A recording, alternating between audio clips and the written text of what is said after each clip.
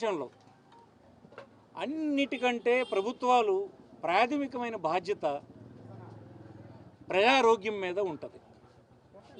కానీ ఈనాడు ఇక్కడ ఉన్నటువంటి తెలుగుదేశం పార్టీ ప్రభుత్వం ప్రజారోగ్యం అనేది అత్యంత ప్రాధాన్యత లేనటువంటి అంశం. ఈవేళ ఇక్కడ ఇన్సిడెంట్ జరిగిందని కాదు, ఇంకొక ఇన్సిడెంట్ అక్కడ రాజమండ్రిలో జరిగింది. నిన్నే డాక్టర్ అప్పలరాజు గారు ఆ ప్రాంతానికి వెళ్ళొచ్చారు. డిసెంబర్లో ఇదే పట్టణంలో బలగ ప్రాంతంలో జరిగింది. జరిగితే ఆ ప్రాంతంలో ఏం చేస్తారంటే వీళ్ళు, మీరు ఎక్కడ పోతే అక్కడ పొండి. ఈవేళ కూడా ఇదే ప్రాంతంలో 100 మంది సుమారుగా డయేరియా ఎఫెక్టెడ్ పీపుల్ ఉంటే, పేషెంట్స్ ఉంటే ఎక్కడెక్కడ ప్రైవేట్ హాస్పిటల్లో అక్కడక్కడ చేర్పించారు. ఎవడి బాధలు ఆడు పడ్డమే. కానీ ఆ డోరుకు మాత్రం మంచి ప్రభుత్వం అని ఒక స్టిక్కర్ అంటించడానికి మాత్రం ఎవరైనా పంపిస్తారు.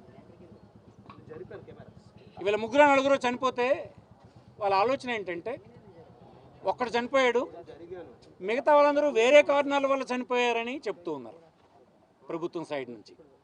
కానీ ఆ ఇంట్లో చనిపోయినటువంటి భార్యని అడిగితే చెప్తుంది, గడిచిన 3 రోజులుగా వాంతులు విరోచనాలతో గడప దాటితేనే చనిపోయినాడనేటువంటి మాట చెప్తుంటే, మరి మన ప్రభుత్వ యంత్రాంగానికి మీరు ఏం ఆదేశాలు ఇచ్చారో? పోస్ట్ మార్టం ఇంక చేస్తారట. 100 మంది డయేరియాలో ఈ ప్రాంతంలో హాస్పిటల్లో ఉంటే చనిపోయిన 4 కేసులు ఇప్పటిదాకా రిపోర్ట్ అయితే, వాళ్ళ ఇంటంతా వీధులన్నీ ఊరంతా విరోచనాలతో వాంతులతో చనిపోయాడు అంటుంటే, పోస్ట్ మార్టం రిపోర్ట్ మీరు ఏం చెప్తే అది రాస్తారు డాక్టర్. ఏం పోస్ట్ మార్టం రిపోర్ట్ వస్తుందో మాకు కూడా తెలుసు. ఎంత దిగజారిపోయిందో ప్రభుత్వం చూడండి. అంటే ఏంటి, ఇంతమంది చనిపోయారన్నటువంటి వార్తని ప్రజలకు తెలియకుండా ఉంచుదామన్న తాపత్రయమే కానీ, ఆ కుటుంబాలను ఆదుకుందాం, మునుముందు ఇలాంటి ప్రమాదాలు జరగకుండా చూద్దాం, ఇది మన రెస్పాన్సిబిలిటీ అనేటువంటి బాధ్యత ఈ ప్రభుత్వానికి లేకపోవడమే. ఇవాళ మీరు ప్రత్యక్ష సాక్ష్యాలు, మీరు అన్ని కెమెరాలు అక్కడే వాళ్ళ అభిప్రాయాలను విన్నారు. ఈ ప్రభుత్వం పూర్తిగా బాధ్యత లేకుండా వ్యవహరిస్తుంది.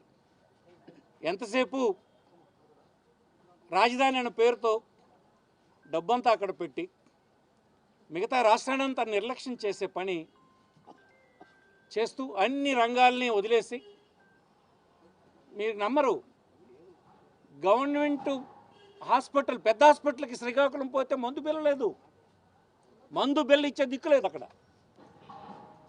ఇదేమో హాస్పిటల్, ఒక పెద్ద మెడికల్ కాలేజ్, సూపర్ స్పెషాలిటీ, కానీ మంచి ప్రభుత్వం స్టిక్కర్ మాత్రం వచ్చేస్తుంది, అక్కడెక్కడ గోడ కంటించేస్తారు. యూరియా బస్తా రైతు వెళ్తే అడిగి యూరియా బస్తా లేదు. ఇంగ్లీష్ మీడియం చదువుకుంటానంటే ఆ పిల్లడికి చదువు లేదు. పేషెంట్ని చేరుద్దామంటే పనిచేసే ప్రభుత్వ ఆసుపత్రి లేదు. ఏంటిది, ఎటు తీసుకెళ్తున్నారు మీరు? 3,30,000 కోట్ల బడ్జెట్ అని చెప్తే ఏం ప్రయోజనం అంటున్నాను నేను. డౌన్లో ఉన్నటువంటి అత్యంత ఎకనామికల్లీ బ్యాక్వర్డ్ క్లాసెస్కి, వెనుకబడిన వర్గాలకి, షెడ్యూల్ ట్రైబ్ గోలుమని ఏడుస్తూ ఉన్నారు ఈనాడు. మీకు తెలుసా, ధాన్యం ధర కేంద్ర ప్రభుత్వం ప్రకటించినటువంటి మినిమం సపోర్ట్ ప్రైస్ 1,800 చిల్లర ఉంటే 1,500కు అమ్ముకునేటువంటి దిక్కులేని పరిస్థితి రైతాంగంలో ఉంది. ధాన్యం పట్టాల్సినటువంటి బరువు 2 కేజీలు ఎక్స్ట్రా దూసుకుంటే అడిగిన నాదుడే లేడు. వీళ్ళకి లంచాలు ఇస్తే చాలు, ఎవడెన్ని పట్టుకున్నా, ప్రజలు ఎలా దోచేసినా పర్వాలేదు అన్నటువంటి అభిప్రాయంతో ఉంది ప్రభుత్వం. కడుపు మండిపోతుంది. రివర్లో ఎక్కడికక్కడ డ్రింకింగ్ వాటర్ స్కీమ్స్ ఉన్నాయి, మేజర్ డ్రింకింగ్ వాటర్ స్కీమ్స్. 10 గ్రామాలు 15 గ్రామాలకు నీరు సరఫరా చేసేవి. ఆ ప్రాంతంలో ఇసుక బెడ్స్ని తొలగించేదానికి ఇచ్చారు. సిల్ట్ ఎక్కడ క్లియర్ చేయకూడదో అక్కడ క్లియర్ చేయడానికి అనుమతులు ఇచ్చినారు. ఈ అనుమతులు ఎందువల్ల ఇచ్చినారు, ఎవరి వల్ల ఇచ్చారు? మీ ఎమ్మెల్యేనో, మీ ఎంపీనో, మీ మంత్రినో, కాకపోతే మీ లోకేష్ గారో వాళ్ళకి ఫోన్లు చేసి ఇచ్చేయమంటే ఇచ్చేస్తున్నారు. ఇవాళ గార ప్రాంతంలో ఉండేటువంటి స్కీము, ఆ 10 గ్రామాలకు ఎర్రటి నీరు వస్తుంది. రేపో మాపో అక్కడ కూడా డయేరియా కేసులు రిపోర్ట్ కాబోతున్నాయి. కానీ యథేచ్ఛగా అక్కడ అనుమతి లేనటువంటి ఇసుకెత్తే కార్యక్రమం అక్కడ జరుగుతూ ఉంది. ఏమిటి దోపిడీ, ఏమిటి నిర్లక్ష్యం, ఏమిటి అన్యాయం? 80 సంవత్సరాల ప్రభుత్వ పాలన తర్వాత, ప్రజాస్వామ్యం తర్వాత కూడా ఇంత అనుభవం ఉందని చెప్పుకుంటున్నటువంటి మీరు చేస్తున్నటువంటి పాలన ఏంటిది? మున్సిపాలిటీని ఒక ప్రైవేట్ వ్యవస్థలాగా మార్చేశారు. ఎవరిని అడగండి ఇది ప్రైవేట్ ఏజెన్సీ అని అనుకుంటున్నారు. ఎవరు టెండర్లు వేయకూడదు, వాళ్ళు చెప్పినటువంటి వాళ్ళు టెండర్లు వేయాలి. ఇలాగే ఉండేదా జగన్మోహన్ రెడ్డి ప్రభుత్వం ఉన్నప్పుడు? ఇట్లాగైనా సాగింది, ఇలాగైనా వైద్యం ఉండేది, ఇలాగైనా ఎడ్యుకేషన్ ఉండేది, ఇలాగైనా రైతాంగానికి సంబంధించిన సమస్యలు ఉండేవి. దీనికి మంచి ప్రభుత్వం అనే స్టిక్కర్ తగిలిస్తారా మీరు? మంచి ప్రభుత్వం స్టిక్కర్ డోర్కి అందించడం కాదు, ప్రజల హృదయాల్లో ఉండాలి. ఈనాడు అన్ని ప్రాంతాల్లో ఈ ప్రభుత్వం వైఫల్యం చెందిందన్నటువంటి భావన వచ్చింది. ఉద్యోగులందరికీ మీరు మగుపించి ఏవో చెప్పి గడిచిన కాలంలో ఉండేటువంటి పార్టీ ప్రభుత్వానికి వ్యతిరేకంగా ఓటేయించగలిసారు. ఇప్పుడు ఏం చేయగలిసారు? వాళ్ళకి కనీసం ఒక్క డిమాండ్ను మీరు పరిష్కరించగలిసారా? కనీసం గ్రామాల్లో ఉన్నటువంటి పట్టణాల్లో ఉన్నటువంటి కింద స్థాయి పరిపాలనా వ్యవస్థని గాలికి వదిలేస్తున్నారు. ఇవేమి దృష్టికి రావడం లేదా? 2 సంవత్సరాలు మీకు మించుమించుగా అయిపోయింది. మీకు ఉన్నటువంటి కాలం కేవలం 3 సంవత్సరాలు. ఎన్ని హామీలు ఇచ్చారు? ఒక పట్టుమని 1000 కోట్ల రూపాయలు శ్రీకాకుళం జిల్లాలో ఎక్కడైనా మీరు ఖర్చు పెట్టారా? ఒక ప్రభుత్వానికి సంబంధించినటువంటి ఆస్తి, ప్రజల ఆస్తిని నిర్మాణం చేశారా? ఏంటి విధానం? ఈ అమాయకులైనటువంటి బ్యాక్వర్డ్ ప్రాంతాల్లో ఉన్నటువంటి ప్రజల తాలూగా హక్కుల్ని, రాజ్యాంగమైనటువంటి హక్కుల్ని మీరు ఎలా తొక్కేస్తున్నారో చూసారా? ఇది ఎంత మాత్రం కొనసాగదు. ప్రజల చేతిలో అధికారం ఉంది, ప్రజాస్వామ్యంలో మీ చేతిలో కాదు. మన రాజ్యాంగం ప్రజలకు ఇచ్చింది అధికారం. ఆ అధికారంతో మళ్ళీ మిమ్మల్ని ఎంటబెట్టి ప్రజాస్వామ్యంలో మిమ్మల్ని ఇంటికి పంపించేటువంటి రోజు రాబోతుందన్నటువంటి విషయం ముందే మీరు గమనించాలని సందర్భంగా మనం చేస్తున్నాం. ప్రజల నిరసన వాళ్ళు చెప్పలేకపోవచ్చు. మీరు కేసులు పెడుతున్నందువలన, పోలీస్ స్టేషన్లో నిర్బంధిస్తున్నందువలన, కొడుతున్నందువలన భయపడి చెప్పకపోవచ్చు. కానీ గుండెల్లో ఉండేటువంటి మంట, గుండెల్లో ఉండేటువంటి ఆవేదన తీవ్ర రూపం దాల్చబోతుందన్నటువంటి విషయాన్ని ఈ సందర్భంగా మనం చేస్తున్నాం. ఇప్పుడే జిల్లా పార్టీ ప్రెసిడెంటు కృష్ణదాస్ గారు ఉన్నారు, అప్పలరాజు గారు ఉన్నారు. వారు కూడా 2 విషయాలు ఇక్కడ ఉన్నటువంటి పరిస్థితులను మీతో వివరిస్తారు. అదే కదా చెప్తున్నాను. శిక్షంగా చనిపోయినటువంటి వాళ్ళ తనకు భార్య చెప్తుంది ఇంకంతకంటే చనిపోయారు. నలుగురిలో 1 చూపించి 3 కాదని చెప్పడానికి ఎందుకు చెప్తున్నారంట? అది ఇన్ని మరణాలంటే మనకి ప్రభుత్వానికి చెడ్డ పేరు వస్తుంది. అది తెలుసు కానీ, దాచిపెట్టడం తెలుసు కానీ, చనిపోకుండా చూసేటువంటి వ్యవహారం ఉందా? ఏడు మెడికల్ ఆఫీసర్ ఇక్కడ? ఎందుకు ఎంతమంది పేషెంట్లు ఉన్నారో, ఆ పేషెంట్లు ఎక్కడెక్కడ ఉన్నారో మీ దగ్గర సమాచారం ఉందా? త్రాగునీరు ఇవ్వలేరా? దిక్కుమాలిన తాగునీరు ఇవ్వలేరా? 40 కోట్లు ఖర్చు పెట్టి ఆనాడు నీరు ఇక్కడ తెస్తే ఈనాడు మంచి నీరు అందించినటువంటి దిక్కు లేదు మీ దగ్గర. ఇంటింటికి డాక్టర్ వచ్చేటువంటి వైద్యం అందిస్తే ఈనాడు చనిపోయినా పట్టించుకున్నటువంటి పరిస్థితి ఉంది. ఈనాడు కంపారిజన్స్ ఇవన్నీ ప్రజలు చూస్తున్నారు. అందుకే నేను చెప్తున్నాను, తీవ్రంగా ప్రజలు స్పందించాల్సినటువంటి పరిస్థితి ప్రజాస్వామ్యంలో రాబోతుంది, వస్తుంది. మేల్కోమని ప్రభుత్వాన్ని కోరుతూ ఉన్నాం. కూటమి ప్రభుత్వం అధికారంకి వచ్చినప్పటి నుంచి కూడా ప్రజారోగ్యం పట్ల అశ్రద్ధ వహించి అత్యంత ప్రయారిటీస్గా గతంలో జగన్మోహన్ రెడ్డి నాయకత్వంలో తీసుకున్నటువంటి ఆరోగ్యం, విద్య, వైద్యం, వ్యవసాయం ప్రధాన అంశాలుగా తీసుకొని చేసిన పాలన ప్రజలకు అత్యంత ప్రయోజనకరంగా జరిగితే దానికి భిన్నంగా ఈరోజు రాష్ట్రంలో వ్యవస్థలన్నీ కుప్పకూలిపోయినటువంటి పరిస్థితి గ్రామాల్లో, పట్టణాల్లో ఉంది. ఉదాహరణ శ్రీకాకుళం మరి జిల్లాలో ప్రధానమైనటువంటి పట్టణం ఇది. ఇక్కడ ఉన్నటువంటి మున్సిపాలిటీలో జరుగుతున్నటువంటి ప్రజారోగ్యం పట్ల మరి ప్రభుత్వం ఎలా స్పందిస్తుందన్న దానికి నిదర్శనంగా డయేరియాతో ఈరోజు 4 ప్రాణాలు పోవడం, ఇంకా అనేక మంది హాస్పిటల్లో ఉండడం, మరి ప్రజలు స్వచ్ఛందంగా వాళ్ళ కుటుంబ సభ్యులే వాంతులు విరోచనాలతో చనిపోయారని చెప్తే అది వివిధ కారణాలతో చనిపోయారని చెప్పేసి దాన్ని తప్పుదోవ పట్టించే విధంగా మరి ఒత్తిడిచ్చి పత్రికల వారిని కూడా పక్కదోవ పెట్టించే విధంగా చేయడం ఎంత దౌర్భాగ్యం పరిస్థితితో ఆలోచించండి.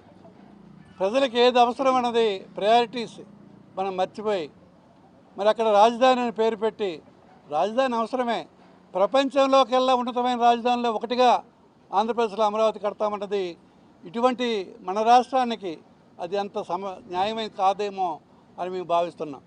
ఇవాళ పెద్ద ఎత్తున మరి వ్యవస్థ అంతా అక్కడ అమరావతిలోని కేంద్రీకృతమై కోట్లాది రూపాయలు అక్కడ మంచినీళ్ళ ఖర్చు పెడుతున్నారు. అక్కడ ఆ లోతట్లో ఉన్నటువంటి నీరుని తోడడానికి ఇంజిన్లు పెట్టి తోరుకునే దౌర్భాగ్య పరిస్థితి. ఇక్కడ అత్యంత ప్రధానమైనటువంటి విద్య పట్ల కానీ, వైద్యం పట్ల కానీ, వ్యవసాయం పట్ల కానీ, రైతుల పట్ల కానీ ఎవరి పట్ల కూడా మీకు సరైనటువంటి చిత్తశుద్ధి లేదు. ఎన్నికల ముందు అనేక వాగ్దానాలు ఇచ్చి మీకున్న మీడియాలతో, మీకున్న పత్రికలతో, ఛానల్స్తో ప్రజలు తప్పుతో పట్టించి మరి ఎన్నికలు అయిపోయిన మరో రోజు నుంచి కూడా ప్రజలపై, కార్యకర్తలపై, నాయకులపై దాడులు, మరి అనేకంగా రెడ్ బుక్ రాజ్యాంగం అని చెప్పి ఇవాళ చేస్తున్న వైనం అత్యంత దారుణం, హేయనీయమైనటువంటి పని. ఇది ప్రజలందరూ గమనించాలనుకుంటే అది పొరపాటు. ఇవన్నీ ప్రజల దృష్టిలో ఉన్నాయి. ఏది ప్రయారిటీ అన్నది మీరు చేయలేదు. మరి మీరు ఎంత మభ్యపెట్టినా ప్రజలందరూ తిరుగుబాటు అన్నది ఇప్పటికే స్టార్ట్ అయింది.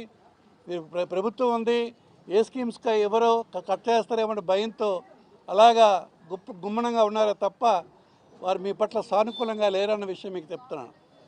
ఈవేళ డయేరియాతో ఈ ప్రాంతం అంతా విలువలాడుతుంటే ఇప్పుడు మరి ప్రజారోగ్యం సంబంధించినటువంటి వ్యవస్థలన్నీ ఈవేళ వచ్చి కనిపిస్తున్నాయి ఇక్కడ. మరి గతంలో ఈ శ్రద్ధ ఏమైంది మీకు? ప్రభుత్వం వచ్చి సుమారు 2 సంవత్సరాలు అవుతుంది. కనీసమైనటువంటి బాధ్యత లేకుండా గతంలో మున్సిపాలిటీలో ఏనాడు ఇటువంటి కార్యక్రమాలు జరగలేదు, ఇటువంటి ఇబ్బందులు జరగలేదు. ఈవేళ మరి ప్రైవేట్ హాస్పిటల్ పరిగెడుతున్నారు ఈ ప్రాంతాల్లో ఉన్న అనారోగ్యంతో బాధపడుతున్నటువంటి ప్రజలు.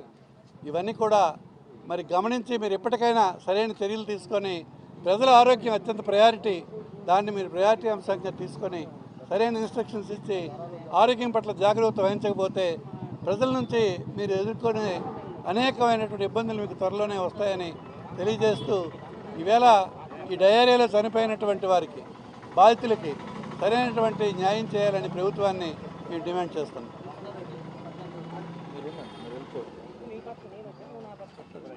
వాటర్ తాగుతారా బాబు? నేడు శ్రీకాకుళం జిల్లా శ్రీకాకుళం కార్పొరేషన్ పరిధిలో జరిగినటువంటి కేవలం ప్రభుత్వ నిర్లక్ష్యం వల్ల జరిగినటువంటి ఒక సంఘటన.